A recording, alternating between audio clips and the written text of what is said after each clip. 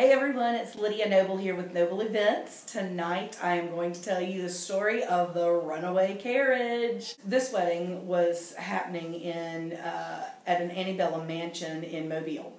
And it's a very familiar venue to a lot of people in this area.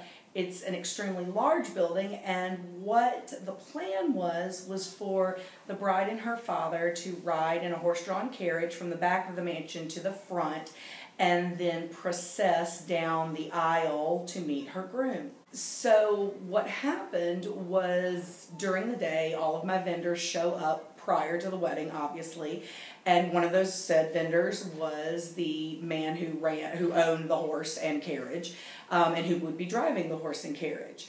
Marcy, my assistant, and I had been working diligently throughout the day, and I knew she was tired.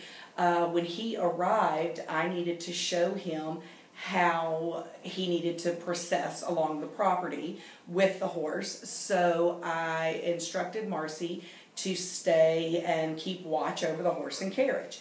I truly thought I was giving her a break.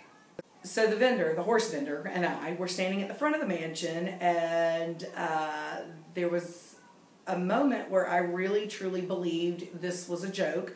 But Marcy came running in high heels, and that was my clue. Marcy doesn't run in high heels. So that was when I realized something was really wrong. And sure enough, the horse had been spooked by some garbage cans that the catering staff were moving, and the horse, with the carriage attached to it, had taken off at full speed. This particular wedding, we had several dignitaries and political figures who were attending, so we also had in attendance several federal agents, thankfully.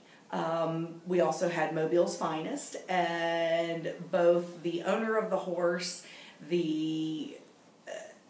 I think full police force that was with us, and then of course the federal agents, all took off running, chasing this horse and carriage down.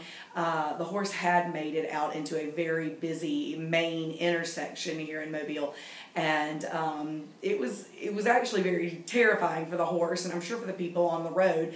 But our police officers tried their very best, but it was ultimately the federal agents who brought the horse back to us. So there really is no wedding planning lesson from this particular story.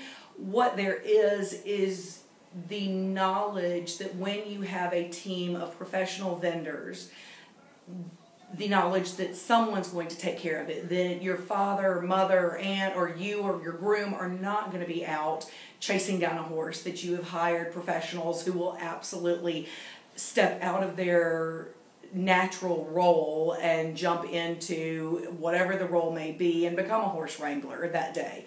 So anyway, I hope you enjoyed this particular story. I'm Lydia Noble with Noble Events, and I'll see you next week.